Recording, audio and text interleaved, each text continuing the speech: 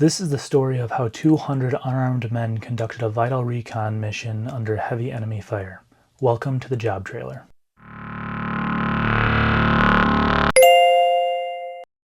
While the U.S. Navy has always used divers, or more realistically swimmers, since their founding, the official founding date of the Navy diving community was August 1st, 1882, when 6 gunners reported for a 3-day course from the Bureau of Ordnance. Their task was to recover undetonated experimental explosives off the coast of Rhode Island. These undetonated experimental explosives would come in the form of the recently invented but yet to be perfected torpedoes. These 6 men would be remembered as the Navy's first divers and would lay the foundation for the Navy's underwater demolition teams, or UDTs for short. But what is the job of a Navy diver? Today, a Navy diver is a very broad term that encompasses a lot of different jobs. The job scope varies based on the specific task at hand. For example, some of the jobs include underwater reconnaissance, demolition, EOD, construction, ship maintenance, search and rescue, salvage operations, and research and development for new training and technological advancements. But back during World War II, there's pretty much only one job for a Navy diver. That was clear a path and scout it out. Full transparency, this video was originally going to be a history lesson on the Navy diving program, going through the history of the equipment and the advancements and how they were implemented into combat. Until I saw this small paragraph in my research. What I saw was one paragraph that said, the first UDT combat mission, however, was in the Pacific. It was a daylight reconnaissance and demolition project off the beaches of Saipan in June 1944. And then I saw the last sentence, which was, one underwater demolition team achieved the exceptional record of removing 1,200 underwater obstacles in 2 days, under heavy fire, without a single casualty.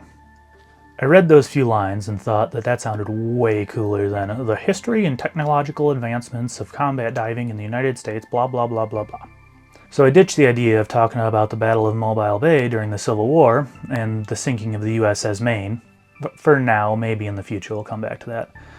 But I decided to do a dedicated video on the preparations for the Battle of Saipan. So you may be wondering why the Navy's UDT, or the Frogmen as they would become known as, were needed in the Pacific Theater. After all, it was obvious why they were used in Europe. They were needed to clear beachline defenses in Normandy, for example. But while the European theater had a lot of man-made defenses in place, the Pacific Theater had a lot more natural ones, such as reefs and shallow water. In the 1940s, very little was known about what lied below the waves in the Pacific. Maps would show where islands were located, but they lacked critical information such as water depth and reef locations. Sonar had advanced significantly and was being used on the big ships at sea, but it still couldn't gather critical information in the shallower areas where the landing crafts would need to be used. And with lack of information on tides and currents, this only left aerial pictures to create invasion plans off of. Unfortunately, the consequences of this lack of information would make itself known on November 22, 1943. The naval bombardment stopped at 9 a.m. and the Marines began their invasion of Tarawa, only to find that there was a submerged reef that immobilized the Higgins boats. The unarmored tracked LVTs were able to make it over the reef, but they were not able to clear the seawall. This pinned them down in a really bad location. With the shelling stopped, the surviving Japanese troops were able to make it back to their firing positions and focus fire on the stuck Higgins boats and the pinned down LVTs. Hundreds of Marines lost their lives, and by the end of the day, half of the LVTs were knocked out of the battle. The US would go on to eventually take the island, but the experience shed light on the need for better intelligence before planning an amphibious invasion. The Navy decided, a little too late, that they would need to bring in experts to help with this issue. One of these experts would be Lieutenant Commander Draper Kaufman. He's the guy in the thumbnail. Draper Kaufman, born to Vice Admiral James Kaufman, graduated from the Naval Academy in 1933. Like many of the other important figures in World War II, he was originally denied a commission due to his poor eyesight. Being denied the ability to serve his country, he went to work for the United States Line Steamship Company, but still couldn't shake the feeling that he wanted to serve. This job would take him all over the world, but once the war broke out in the European theater, he went and volunteered for the American Volunteer Ambulance Corps.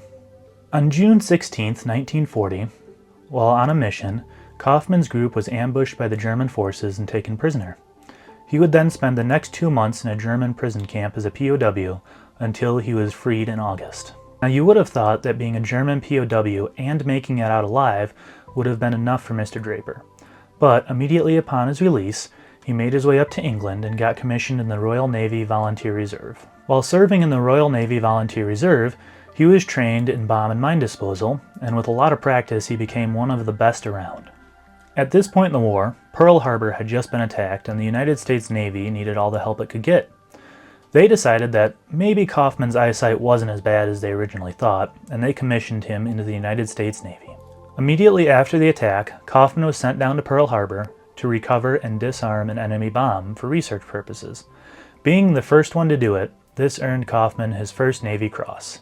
Now, a little more than 10 years after being told he couldn't serve his country due to his bad eyesight, Kaufman was finally in a United States military uniform, and his first task was to head up a bomb disposal school to train future bomb disposal technicians.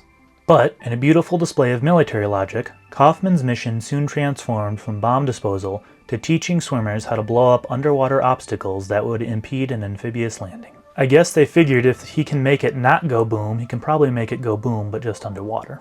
Soon after this mission shift, Kaufman was promoted to the head of 3 UDTs, and their first mission, recon and clear the beaches at Saipan. So how is this all going to work? Shortly after being promoted to the Operations Senior UDT Officer, Kaufman was called in for a meeting with Admiral Kelly Turner to lay out the mission plan. Turner's outline was pretty simple.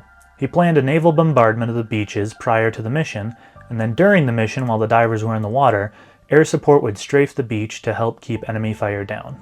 He showed which beaches to scout out and where to go. Mine crews had already swept for mines farther out in the ocean, but they didn't know what lay closer to shore, so mine locations was also on the list. But after Tarawa, the single most important piece of information was water depth closer to shore and where reefs had safe passages to get through. Turner lays all this information out and finishes by saying, quote, "I'm thinking of having you go in and reconnoiter around 8, end quote. All of this sounded great to Kaufman. He had trained his men thoroughly in taking depth measurements, marking reefs on a map, plotting out other information on a map, and using the darkness as cover. So Kaufman only had one question, and he replied, quote, "Well, Admiral, it depends on the phase of the moon," end quote. And the Admiral's response is where we see the chances of mission success start their slow and painful spiral downwards. Moon? What the hell does the moon have to do with it?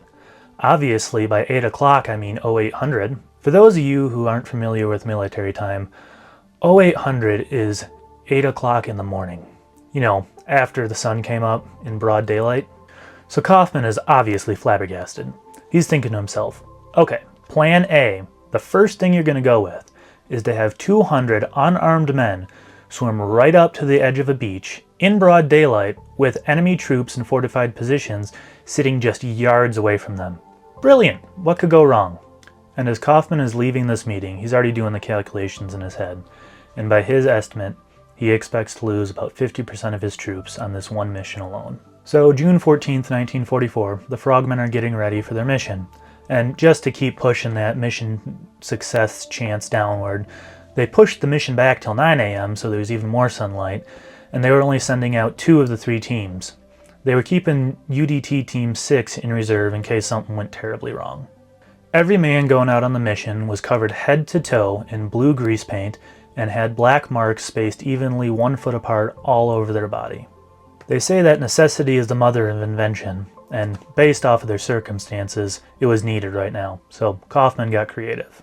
The blue paint was an attempt to camouflage themselves from the snipers stationed all along the beaches, and the black marks were actually a tool, not camouflage. You see, Kaufman wanted accurate depth readings, not just, hey, it's about knee-deep over there. So the black marks all over their bodies allowed the men to turn themselves into yardsticks and give true measurements of water depth. Another one of Kaufman's inventions for this mission was called the flying mattress. This was an 8-foot inflatable air mattress with a battery-powered propeller duct taped to the back of it. This would allow 2-man teams of swimmers to jump on top of it and more easily navigate through the water while still being a small target. Leading UDT-5 from the front, Kaufman and his men boarded 8 landing crafts and headed for shore. As if a daylight recon mission wasn't hard enough on its own, the element of surprise was completely gone. With the Japanese troops having been woken up by a full naval bombardment earlier that morning, they figured that the invasion was already started, and they responded in kind. Their first targets became the flying mattresses. Kaufman's plan had not worked, and everybody had to abandon them immediately, but not before shipfitter First Class Bob Christensen was killed. Robert Marshall, one of the Frogmen on that mission, later described the incident. Quote, "Mostly it was machine guns that were firing at us. The bullets would only zip into the water a couple feet and then just sink to the bottom. A number of them dropped past my face as I was swimming underwater." But as the Frogmen were swimming directly into enemy fire, not all hope was lost. At 10 a.m., air support was scheduled to strafe the beach to keep the enemy fire at bay. And as the Frogmen got closer and closer to the shore, 10 a.m. rolled around, and the naval bombardment began to let up in preparations for the air support. As the shelling began to stop, 10:01 rolls around, 10:02, 10:03, and not a plane in sight. Air support never came. I mean, what do you do at this point? You're completely unarmed, in broad daylight, yards away from enemy fortifications, and the little bit of covering fire you got from the ships is gone now, and the air support never came in. You can't get back on your mattress because they're just going to shoot you right off of that real quick. So they did the only thing they knew how to do: gather information and get the heck out of there. With the shelling from the Navy ships stopped, more and more Japanese reinforcements started to come out of their trenches and bunkers and began to join the fight, which is insane when you think about how close they actually were to each other. Kaufman later wrote in a letter to his father, "I got about 100 yards from the beach, and even with my bad eyes I could see them moving around." One of the swimmers from UDT-7 got so close, in fact, that when he finished up taking his depth measurements, he hung his mask on a Japanese distance marker in the ocean. That distance marker was 30 yards from the shore, and he made it back alive, uninjured. With more enemy reinforcements arriving, it was time to leave, and leave quickly. As the swimmers made it to the far side of the reef, the landing crafts would pick them up, under heavy enemy mortar fire, of course. Earlier that morning, before the mission began, Kaufman estimated that around 100 of his men, or 50% of his troops, would die on the mission. And that was before the air support didn't show up. But as Kaufman made it back to the boat, he was astonished at what he saw. From the team that he led, UDT-5, there was only one casualty, Bob Christensen. Another swimmer, Harold Hall, had a mortar shell airburst right next to him, and it blew him completely out of the water. But by some miracle, he survived and would eventually make a full recovery. Two of UDT-5 swimmers got separated during the mission, and they were presumed dead. But one of the last landing crafts coming back to the ship found them clinging to a buoy farther off the reef, and they were recovered unharmed. As for UDT-7, they had two injured swimmers at the end of the mission. A mortar had hit one of the landing crafts and unfortunately killed the coxswain, and the coxswain and a crew member from a different landing craft caught gunfire, and they passed away as well. After everyone made their escape under the smoke released from the destroyer Wadley, of the 200 unarmed men swimming directly into heavy enemy fire, there were only 4 casualties and 3 injuries, well below the expected 50% casualty rate. The information that the teams were able to deliver was overall good news. There were no mines in place and no obstacles to impede landing crafts. The water over the reefs was deep enough to provide passage, and all the shoreline defenses had been mapped out. The information provided by these men would lead to the successful landing of 700 amphibious vehicles, including 400 LVTs and 140 amphibious tanks. Within 20 minutes of the invasion beginning, there were 8,000 Marines standing on the beach. After 24 days of combat, the Marines were able to work their way across the island of Saipan, and Admiral Kelly Turner declared the island secure. Between his leadership on this mission, in combination with his leadership at the Battle of Taenia, Kaufman would earn his second Naval Cross. The Navy's UDTs would continue to play vital roles in every amphibious invasion throughout the rest of the war. They played major roles at Tiana, Guam, and the Marianas, but their biggest accomplishment would be at Okinawa, when the almost 1,000-man UDT operation would clear 1,200 obstacles during a daytime operation in under 2 days. This operation would lead to UDT-21 being the first U.S. military unit to deploy to Japan and accept the surrender of a Japanese unit on their home island. The Navy's UDT operations would continue on even after the end of World War II. They would once again be called upon in Korea and the early parts of Vietnam, but this is when their job scope began to change. The UDTs began to train in unconventional warfare, and this is what would lay the groundwork for the Navy SEALs to be formed in 1962. In conclusion, that is the story of the first UDT operation in the Pacific Theater and the beginning of the end of the war that took place there. Thank you guys so much for watching, and if you're interested in more videos like this, you can check out the links in the description or at the end of this video. Thank you guys so much, it means the world, and I'll see you guys next time. Bye.